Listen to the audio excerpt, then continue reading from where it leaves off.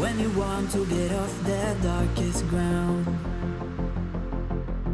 but gravity pulls you straight down.